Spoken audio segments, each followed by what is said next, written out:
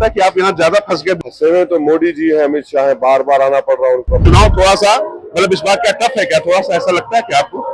नहीं नहीं, हम लोग तो 40 साल से चुनाव लड़ते आए हैं। इतने दिनों से ओवैसी साहब हैं यहाँ पर, अब वो जो है उनके खिलाफ लोग आपको वोट क्यों दें? क्योंकि उनके राज्य में आज तक तरक्की ही नहीं मिला है किसी को। अगर आप यहाँ से संसद पहुँचती हैं तो हैदराबाद, तेलंगाना और देश की राजनीति में किस तरीके से आप अपना योगदान दे पाएंगे? सबसे पहले ये मजहब का दरार निकाल के उखाड़ के फेंक देंगे। जनाब, ये हैदराबाद है और यहाँ के सियासी शतरंज की बिसात पर ओवैसी नाम का एक ऐसा इक्का है जिसकी सियासी सल्तनत को 40 साल से कोई भी चुनौती नहीं दे सका है। पहले पिता और अब बेटा, अब तक अजेय हैं। इस दौरान न जाने कितने सियासी बादशाहों ने अपने मोहरे चले, लेकिन हैदराबाद में ओवैसी नाम के इक्के को कोई मात नहीं दे पाया। लेकिन इस बार भाजपा ने माधवीलता नाम का एक ऐसा सियासी मोहरा चल दिया है जिसने AIMIM के इक्के ओवैसी को उसी के चक्रव्यूह में फंसा दिया है। सबसे पहले हम ये दिखा देंगे देश को कि ये सब भारतवासी हैं और मजहब बहुत ही पर्सनल मामला है। देश की तरक्की के लिए, उन्नति के लिए कभी भी मजहब का नाम लेकर लोगों के बीच में दरार पैदा करने वाले लोगों को ठहरने नहीं देना चाहिए। इस देश में सबका साथ, सबका विकास जैसे उत्तम शब्द कहने वाले, वाक्य कहने वाले महान पुरुष, महायोग लोगों के साथ देना चाहिए। हालांकि इक्का तो इक्का होता है।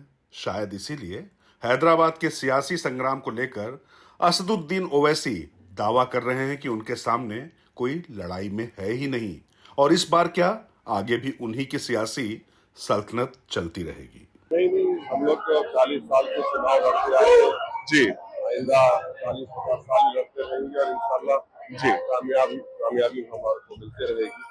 जी अमित शाह जब कभी हैदराबाद आते हैं जी तो उनकी जबान से वही भाषा निकलती है, आईसीएस, जी जी, रजाकार जी तो विकास की बात तो नहीं करते वो जी। और डर की बात करते। वैसे ओवैसी के दावे में चाहे जितना भी दम हो, लेकिन माधवीलता ने बेशक बहुत कम समय में अपने दम खम के बूते हैदराबाद सीट को सबसे हॉट बना दिया है और अब इस सीट पर ओवैसी बनाम माधवीलता की लड़ाई देश भर में सुर्खियां बटोर रही है और इसकी तस्दीक बुलंद भारत टीवी ने हैदराबाद जाकर की। माधवीलता ने बुलंद भारत टीवी के कैमरे पर हैदराबाद और ओवैसी को लेकर जो कहा वो काबिले गौर है। इतने दिनों से ओवैसी साहब हैं यहाँ पर, अब वो जो है उनके खिलाफ लोग आपको वोट क्यों दें? ऐसा क्यों आपको लग रहा है? ये कॉन्फिडेंस कहाँ से आता है आपको? क्योंकि उनके राज्य में आज तक तरक्की ही नहीं मिला है किसी को। क्योंकि उनके राज्य में आज तक गरीबी पसमंदा के अलावा कुछ था ही नहीं उनके राज्य में।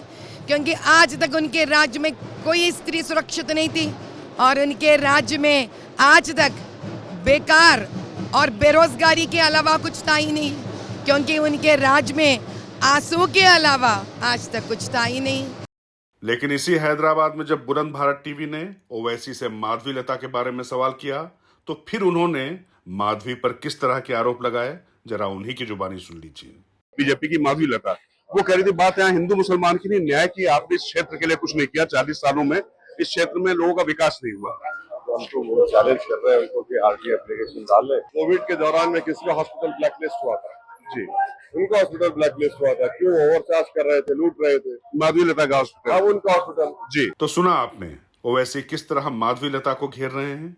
वहीं दूसरी तरफ माधवीलता राशन पानी लेकर ओवैसी पर टूट पड़ी हैं और हैदराबाद फतेह का दावा करते हुए कह रही हैं कि यहाँ हर वर्ग के मतदाता अब उनके साथ हैं। जब 40 साल किसी को मौका मिला है पूरे असेंबली कॉन्स्टिट्यूएंसीज के साथ और पार्लियामेंट कॉन्स्टिट्यूएंसी के साथ जीतने का, क्या उस पार्लियामेंट का ये हालत होना चाहिए?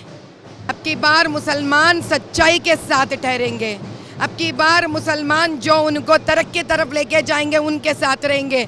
वहीं माधवीलता और भाजपा के दावे पर ओवैसी कह रहे हैं कि हैदराबाद में वो नहीं, भाजपा फंसी है। फंसे हुए तो मोदी जी है, अमित शाह है, बार बार आना पड़ रहा है उनको। फिर 10 तारीख को आ रहे हैं। जी फंसे तो वो है जी, वो फंस गए हैं पूरा। हैदराबाद किसका, ये तो चुनाव के बाद तय होगा, लेकिन निश्चित तौर पर एक नया नैरेटिव यहाँ पर चल रहा है, एक विमर्श छिड़ा हुआ है और इस विमर्श के साथ साथ में तमाम ऐसे सवाल उठ रहे हैं जो लोगों को असहज तो करते हैं, लेकिन लोकतंत्र में ऐसा कई बार होता है और वो बहुत स्वाभाविक भी है। तो मैं राजकिशोर, मुझे दीजिए आज्ञा। बुलंद भारत टीवी, ताकत।